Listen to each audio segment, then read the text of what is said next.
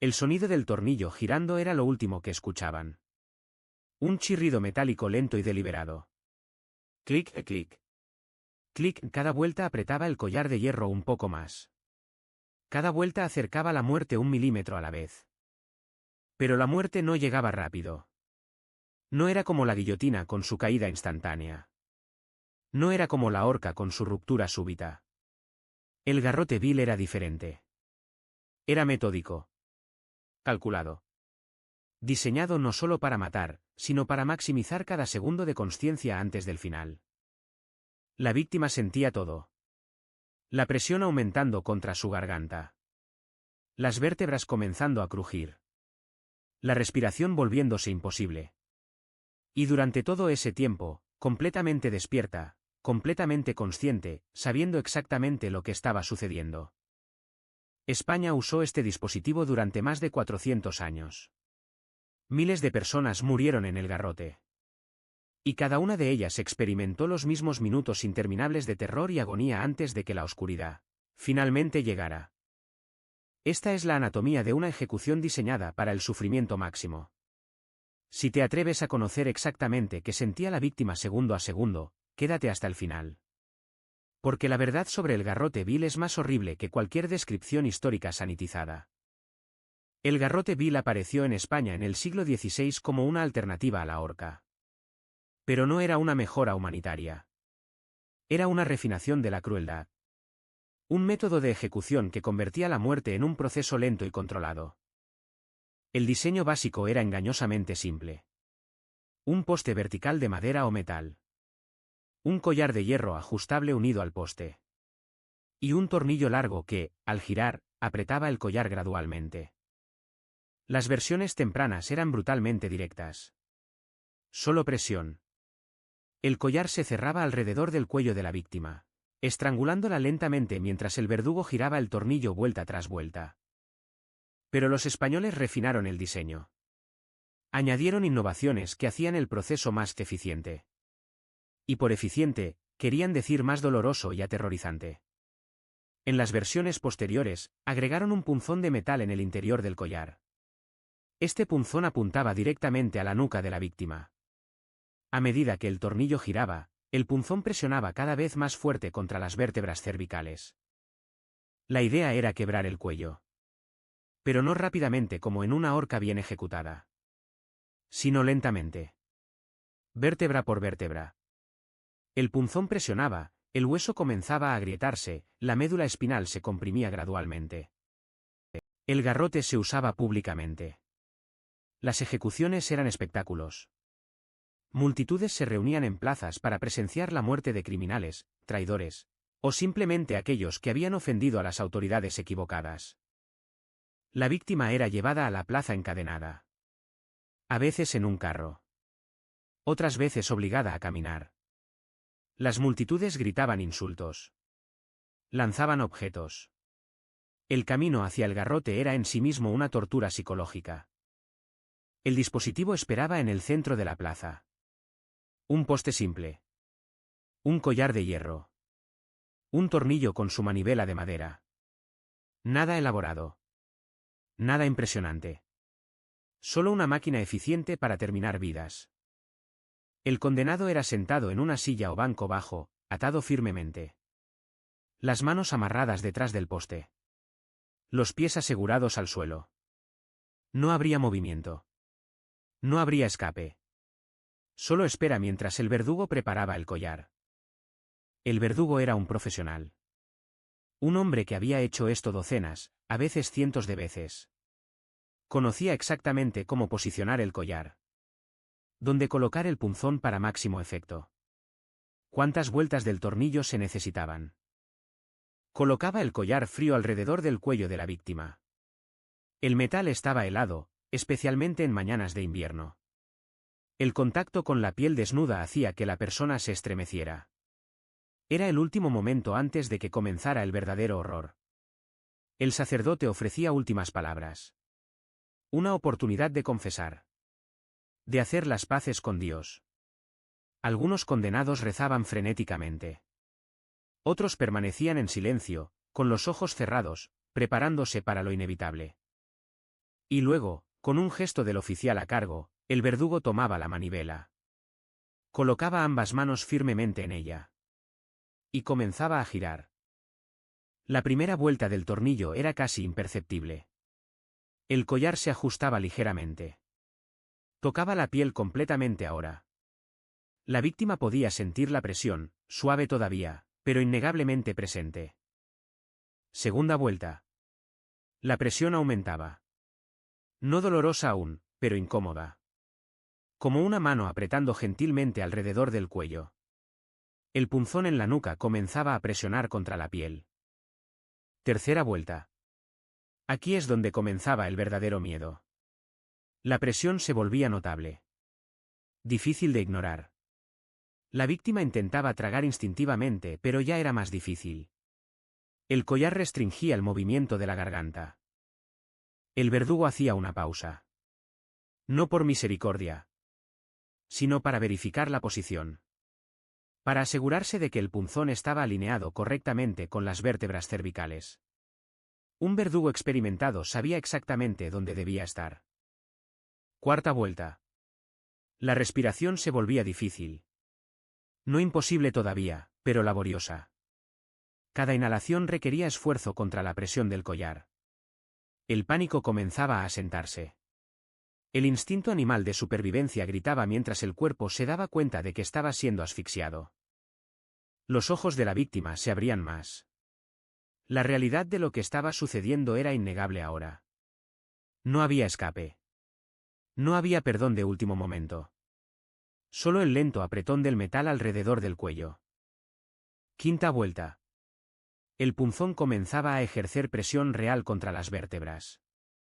La víctima lo sentía como un punto duro presionando en la parte posterior del cuello. No doloroso aún, pero profundamente perturbador. Una presión que no debería estar allí. Los músculos del cuello comenzaban a tensarse involuntariamente. El cuerpo intentaba resistir la presión. Pero no había forma de pelear contra el metal. Los músculos solo se cansaban, temblaban con el esfuerzo inútil. Sexta vuelta. La respiración se volvía realmente difícil ahora. Cada aliento era una lucha. El collar presionaba contra la tráquea, colapsándola parcialmente. La víctima jadeaba, tratando desesperadamente de llevar aire a los pulmones. La multitud observaba en silencio ahora. Los gritos e insultos cesaban.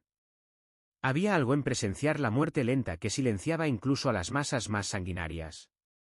Veían el rostro de la víctima enrojecerse. Veían las venas del cuello hincharse. Séptima vuelta. El dolor comenzaba. El punzón presionaba ahora con fuerza real contra las vértebras. La presión era intensa, concentrada en un punto pequeño.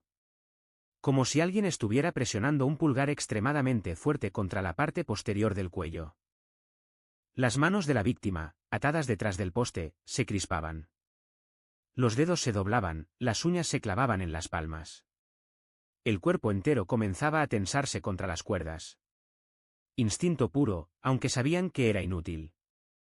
Octava vuelta. La visión comenzaba a oscurecerse en los bordes. No porque la muerte estuviera cerca todavía, sino porque la presión en el cuello estaba afectando el flujo sanguíneo al cerebro. La víctima parpadeaba rápidamente, tratando de despejar la visión. El rostro se volvía más rojo. Luego púrpura. Las venas en las sienes pulsaban visiblemente. Los ojos comenzaban a sobresalir ligeramente de las órbitas por la presión aumentada en los vasos sanguíneos de la cabeza. Novena vuelta. Los sonidos cambiaban. La víctima ya no podía gritar. Solo emitía jadeos estrangulados, gorgoteos húmedos. Intentaba respirar, pero el aire apenas pasaba. Cada inhalación producía un silbido horrible. El punzón presionaba más profundamente contra las vértebras. La presión era tan intensa ahora que el hueso comenzaba a ceder. No rompiéndose aún, pero agrietándose. Fisuras microscópicas aparecían en la vértebra C2, la segunda vértebra cervical. Décima vuelta. Aquí es donde muchas víctimas perdían el control de sus funciones corporales. El terror absoluto combinado con la presión en el cuello causaba que se orinaran. Algunos defecaban. La humillación final añadida al dolor y el miedo. La multitud reaccionaba a esto con burlas renovadas. Para ellos era entretenimiento. No pensaban en el terror absoluto que la persona en el garrote estaba experimentando. Solo veían un espectáculo. 11ª vuelta. El verdugo sentía resistencia aumentada. El tornillo era más difícil de girar. Esto era bueno. Significaba que el punzón estaba encontrando el hueso. Que estaba presionando contra algo sólido. La víctima todavía estaba consciente. Este era el horror del garrote. A diferencia de la horca que podía romper el cuello instantáneamente, el garrote mantenía a la persona despierta durante mucho más tiempo. Consciente de cada segundo de su propia muerte. La presión en las vértebras era extrema ahora. El punzón había perforado la piel y presionaba directamente contra el hueso. La médula espinal, ese cordón vital de nervios dentro de la columna vertebral, comenzaba a comprimirse. 12ª vuelta. El dolor se intensificaba exponencialmente. El punzón no solo presionaba ahora. Comenzaba a fracturar el hueso. La vértebra C2 se agrietaba audiblemente. Un sonido como una nuez rompiéndose, pero húmedo, orgánico. La víctima sentía una explosión de dolor radiando desde el cuello hacia todo el cuerpo. Señales nerviosas caóticas disparándose mientras la médula espinal era comprimida. Dolor en los hombros, en los brazos, bajando por la espalda. Los músculos del cuerpo comenzaban a contraerse espasmódicamente. No porque la víctima los controlara, sino porque la médula espinal dañada enviaba señales erráticas. Los brazos se sacudían contra las cuerdas. Las piernas pateaban débilmente. 13ª vuelta. La fractura se completaba. El punzón penetraba a través de la vértebra fracturada y presionaba directamente contra la médula espinal. Este era el momento crítico. El momento en que la ejecución pasaba de tortura a muerte inminente. La médula espinal es increíblemente delicada. No es como los nervios en otras partes del cuerpo. Es el cable principal que conecta el cerebro con todo lo demás. Y cuando se comprime severamente, cosas terribles suceden. Las señales del cerebro al cuerpo comenzaban a fallar. Los músculos dejaban de responder correctamente. La respiración, que ya era casi imposible por la presión en la garganta, se volvía completamente errática mientras los nervios que controlaban el diafragma eran afectados. 14ª vuelta. Algunas víctimas perdían la consciencia en este punto. La combinación de falta de oxígeno, trauma de la médula espinal, y shock hacía que el cerebro se apagara. Una misericordia pequeña en medio del horror. Pero otras permanecían conscientes. Atrapadas en un cuerpo que ya no respondía. Sintiendo todo pero incapaces de reaccionar. Prisioneras dentro de su propia carne moribunda. El rostro, ahora púrpura oscuro, comenzaba a hincharse. Los ojos sobresalían grotescamente. La lengua, hinchada por la falta de circulación, protruía de la boca. La saliva goteaba libremente. 15ª vuelta. El verdugo sentía el tornillo girar más fácilmente ahora. El punzón había atravesado el hueso y presionaba la médula espinal contra el interior del canal vertebral. Ya no había resistencia del hueso. Solo tejido blando siendo aplastado. La médula espinal bajo esta presión extrema comenzaba a romperse. No completamente aún, pero las fibras nerviosas se desgarraban una por una. Cada fibra rota significaba otra conexión entre cerebro y cuerpo perdida permanentemente. Las convulsiones se volvían más violentas. El cuerpo entero se sacudía. No por dolor ahora, sino por descargas nerviosas caóticas. El cerebro perdiendo su capacidad de controlar nada mientras la médula espinal colapsaba. 16ª vuelta. Para la mayoría de las víctimas, la consciencia finalmente se iba. El cerebro, privado de oxígeno durante demasiado tiempo, se rendía. La oscuridad finalmente llegaba. Pero el cuerpo seguía vivo. El corazón aún latía. Los pulmones aún intentaban respirar. El verdugo continuaba girando. No porque la víctima estuviera consciente para sentirlo, sino porque necesitaba asegurar la muerte completa.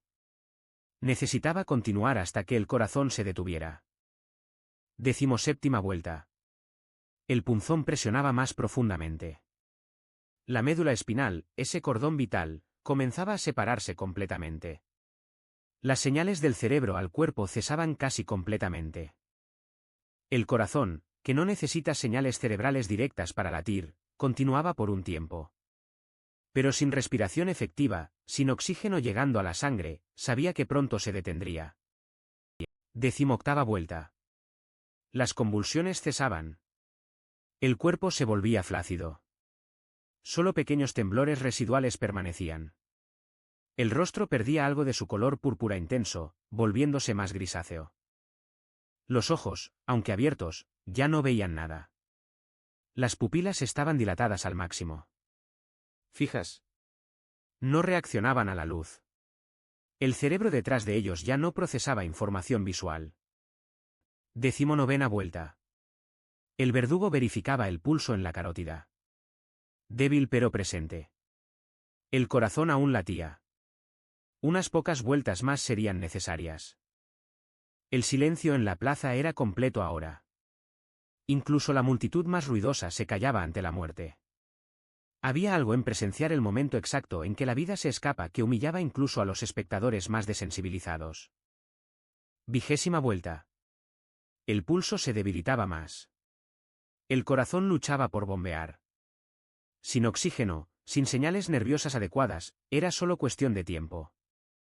El verdugo continuaba girando metódicamente. No rápido. Eso sería innecesario ahora. Solo constante. Clic, clic. Clic, el sonido del tornillo era lo único que rompía el silencio. 21ª vuelta. El pulso se volvía filiforme. Casi imposible de detectar. El corazón daba sus últimos latidos. Errático. Débil. Desesperado. Y finalmente, después de lo que parecía una eternidad pero eran solo unos minutos, el corazón dejaba de latir completamente. El cuerpo en el garrote estaba oficialmente muerto. Pero el verdugo daba 1 o 2 vueltas más. Solo para estar seguro. Algunas víctimas habían sido declaradas muertas solo para revivir minutos después. Esto no sucedería. El tornillo se apretaba hasta que no quedaba duda. El médico, si había uno presente, verificaba. Presionaba el cuello buscando pulso. Miraba los ojos. Verificaba la respiración. Luego asentía al oficial a cargo. La ejecución estaba completa. El cuerpo permanecía en el garrote por un tiempo. Exhibido.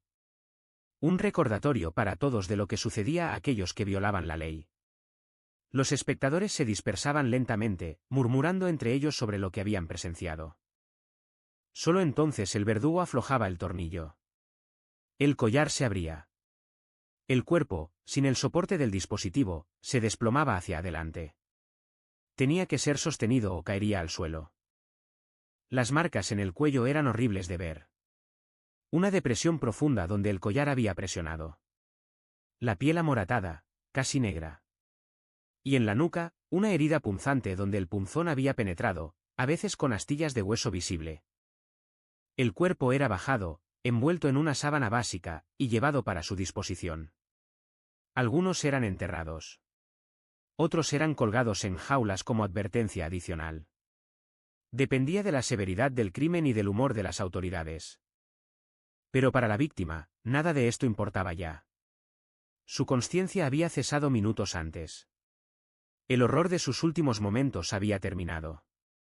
Pero esos momentos, esos minutos interminables de presión creciente, dolor aumentando, y terror absoluto, habían sido el infierno en la tierra.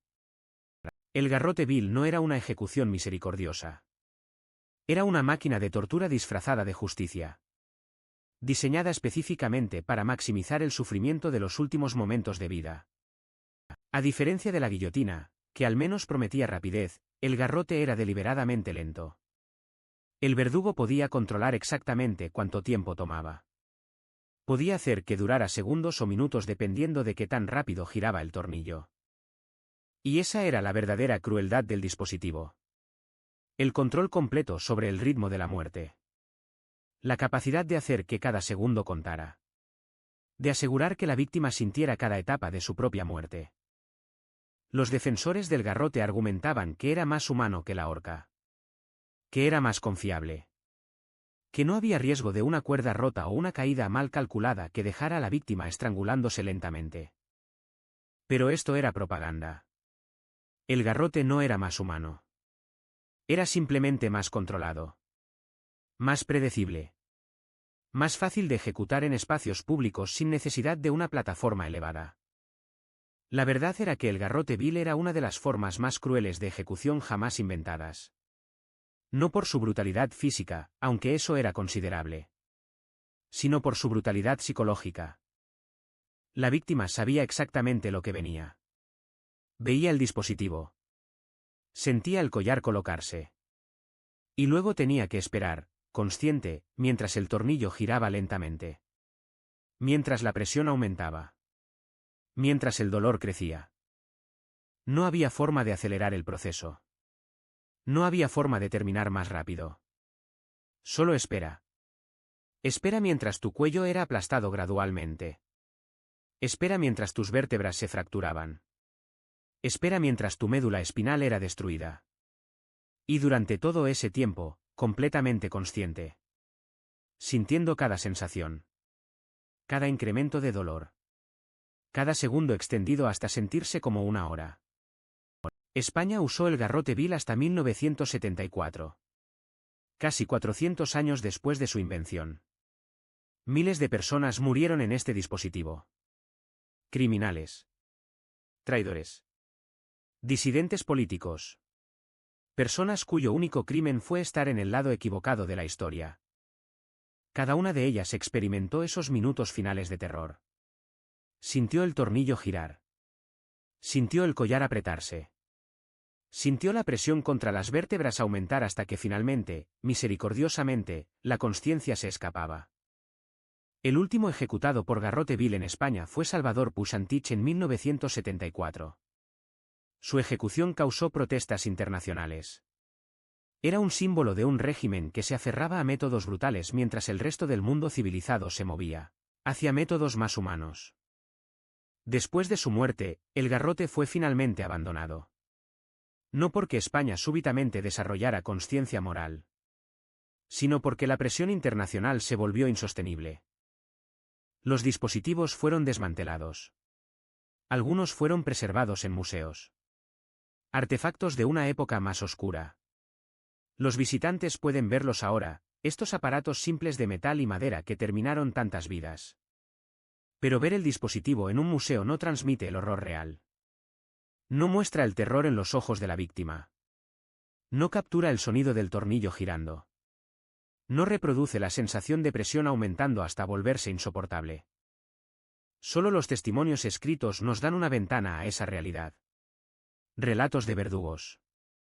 Informes médicos. Cartas de prisioneros esperando ejecución.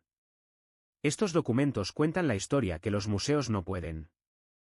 Hablan del miedo que consumía a los condenados en sus últimas horas. Del pánico cuando eran llevados al garrote.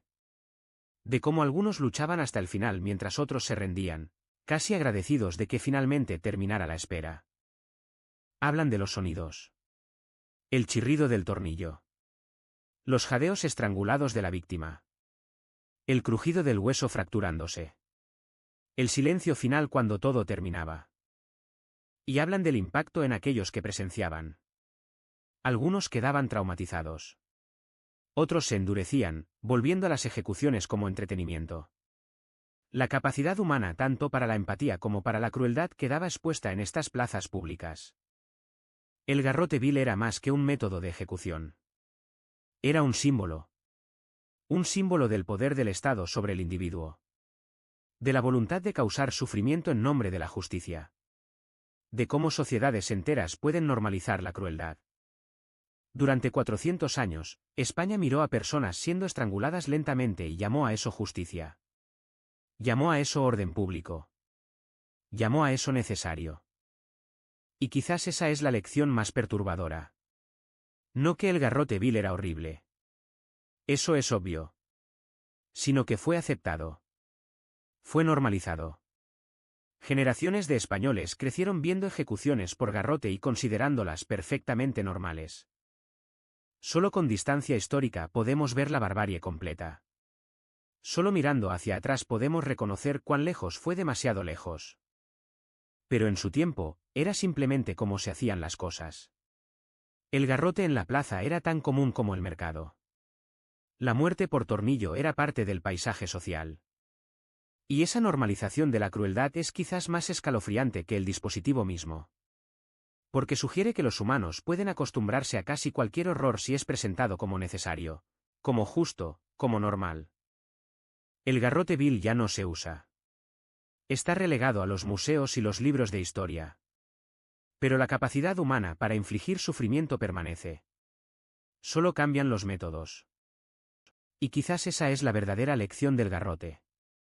No solo que horrible era, sino que fácilmente fue aceptado. Qué rápido la sociedad se adaptó a ver personas morir lentamente en plazas públicas. Porque si pudo suceder entonces, si sociedades enteras pudieron normalizar tal crueldad, entonces la pregunta incómoda es qué crueldades estamos normalizando ahora. ¿Qué horrores futuros mirarán hacia atrás y se preguntarán cómo pudimos aceptar? El tornillo ya no gira. El collar ya no se cierra. El garrote permanece silencioso en vitrinas de museo.